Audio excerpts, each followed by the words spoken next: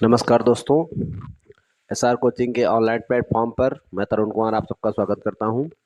भारतीय संविधान पढ़ने के क्रम में हम लोगों ने आज का टॉपिक चुना है भारतीय संविधान के स्रोत।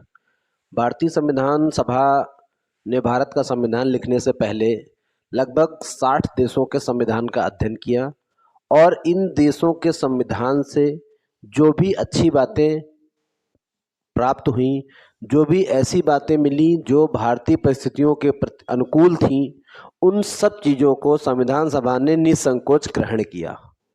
इस क्रम में भारतीय संविधान पर सर्वाधिक प्रभाव जो दिखाई पड़ता है वो भारत शासन अधिनियम 1935 का दिखाई पड़ता है, क्योंकि भारतीय संविधान जब बनकर तैयार हुआ तो जो 395 अनुच्छेद बनकर तैयार किए गए थे, बनाए गए थे, उनमें लगभग 250 अनुच्छेद हूबहू या कुछ बहुत परिवर्तन करने के साथ, मतलब लगभग 250 अनुच्छेद या तो कुछ में बिना किसी परिवर्तन के और कुछ में कुछ बहुत परिवर्तन करके उनको भारतीय संविधान में स्थान दिया गया। तो प्रमुख स्थान जो सबसे ज़्यादा प्रभाव दिखाई पड़ता है, सबसे ज़्यादा इम्पैक्ट किसका है, तो 1935 भारत शासन अधिनियम का है।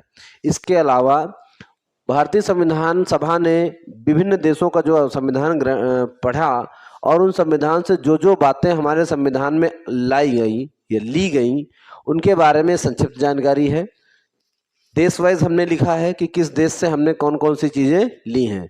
तो आइए हम शुरू करते हैं। भारतीय संविधान के स्रोत में सर्वाधिक प्रभाव अगर पूछा जाए तो सर्वाधिक प्रभाव बेशक भारत शासन अधिनियम 1935 का है, परंतु फिर भी हमने अन्य देशों से भी कुछ चीज़ें ली हैं, कुछ महत्वपूर्ण बातें हैं।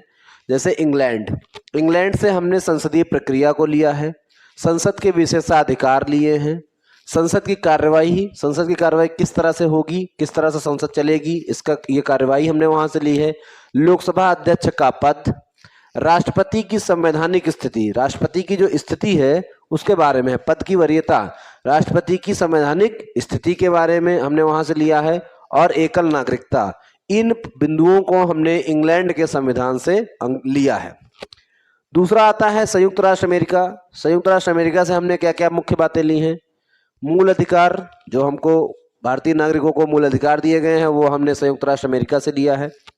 राष्ट्रपति का निर्वाचन किस तरह हो, और उस पर महाभियोग कि मान लो राष्ट्रपति अगर कुछ गलत कार्य करते हैं, कुछ देश के खिलाफ कार्य करते हैं, तो उन पर महाभियोग की प्रक्रिया किस तरह से लगाई जाएगी, ये हमने अमेरिका से लिया है।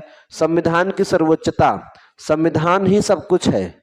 हमारी जो भी अगर कोई समस्या है तो उसकी व्याख्या कौन करेगा, वो संविधान ही करेगा। तो संविधान की सर्वोच्चता और एक शक्तिशाली सर्वोच्च न्यायालय, हमारे संविधान की रक्षा के लिए एक शक्तिशाली सर्वोच्च न्यायालय, और न्यायिक पुनरावलोकन की शक्ति। न्यायिक पुनरावलोकन का मतलब है कि मान लीजिए सर्वोच्च न्यायालय ने किसी मामले पर अपना कोई डिसीजन दिया, कुछ दिनों बाद कुछ ऐसी विषम परिस्थितियां बनी, लग रहा है कि नहीं ये डिसीजन गड़बड़ है, तो उस पर दोबारा से उसको रिव्यू ले सकते हैं, दोबारा उस पर अपना मत बदल सकते हैं कि तत्कालिक परिस्थितियां या आज की परिस्थितियों में कुछ परिवर्तन के अनुसार ये कर सकते हैं।